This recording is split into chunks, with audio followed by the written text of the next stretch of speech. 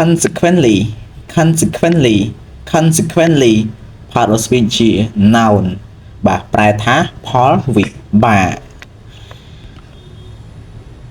បទបញ្ជាឬមួយក៏បញ្ជា command command command បាទប្រែថាបទបញ្ជាឬមួយក៏បញ្ជា part of speech របស់វាគឺជា noun ណាបាទតទៅទៀតគឺ consequently consequently consequently part of speech វាជា adjectives ប្រែថាដោយហេតុនេះហើយបាទអញ្ចឹងខុសពី part of speech វាជា noun ណាបើសិនជា noun មិនប្រែថាផលវិបាកដល់ពេល adjective ដោយហេតុនេះហើយ somewhat somewhat somewhat adverb បន្តិចបន្តួចបាទបន្តិចបន្តួចបន្តទៀតគឺ wealth wealth wealth បាទប្រែថាទ្រព្យសម្បត្តិបាទទ្រព្យសម្បត្តិសាក្សីបាទ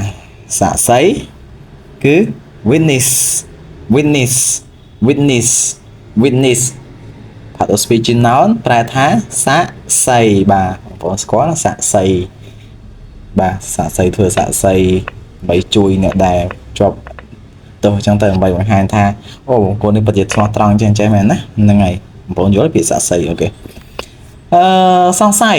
សង្ស័យ suspect suspect suspect ដាក់ពាក្យជា verb បាទប្រែថាសង្ស័យកែវយិតបាទកែវយិតអញ្ចឹងគឺ telescope telescope telescope បាទប្រែថាកែវយិតអញ្ចឹង telescope នេះគឺហើយជាបងប្អូនបានស្គាល់ហើយណា telescope នេះអញ្ចឹងគឺប្រែថាកែវយិតណាដើរថ្នមថ្នមមិនឲ្យលឺអញ្ចឹង grip grip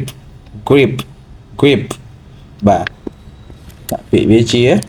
verb បាទអញ្ចឹងប្រែថាដើរថ្នមថ្នមមិនឲ្យលឺអូខេស្មុគស្មាញបាទស្មុគស្មាញ complex complex complex បាទ part of speech ជា adjectives អញ្ចឹងប្រែថាស្មុគស្មាញស្មុគស្មាញគិតអីអត់ចេញញ៉ៃញ៉ៃដល់ថាអារម្មណ៍មិនមូលណាបងប្អូនឆ្វេងស្ដាមអញ្ចឹងទៅហ្នឹងហើយវាស្ទៀង stress ដែលស្មុគស្មាញនឹងការងារណាអូខេផ្អែកលើអាស្រ័យលើអញ្ចឹង depends on depends on depends on yeah part of speech verb អញ្ចឹងប្រែថាផ្អែកលើឬមួយក៏អាស្រ័យលើបាទ depends on you អញ្ចឹងទៅអាស្រ័យលើអ្នកអញ្ចឹងណាជំនឿ yeah belief belief belief បាទប្រែថាជំនឿបាទបន្តទៀតគឺ benefit benefit benefit បាទប្រែថាអត្ថប្រយោជន៍បាទឧទាហរណ៍ថាទូរស័ព្ទមួយអញ្ចឹងទូរស័ព្ទហ្នឹងមាន benefit អីខ្លះបាទបងប្អូនធ្វើការកន្លែងក្រុមហ៊ុនមួយអញ្ចឹងកន្លែងក្រុមហ៊ុនហ្នឹងមាន benefit អីខ្លះសាលារៀននេះមាន benefit អីខ្លះ benefit free បងប្អូនមួយខែហ្នឹងទៅណាចុះតម្លៃឲ្យ 50% ទៅឬមកក៏បុគ្គលិកគឺបានប្រាក់ខែបន្ថែមទៅការទូរស័ព្ទអីហ្នឹងណា benefit បាទអរគុណច្រើនបងប្អូនសម្រាប់ការចូលតាមដានទស្សនាវីដេអូខ្លីរបស់ខ្ញុំមួយនេះមានកំហុសខុសឆ្គងសូមការអធិស្ឋានជួបគ្នានៅវីដេអូក្រោយៗទៀត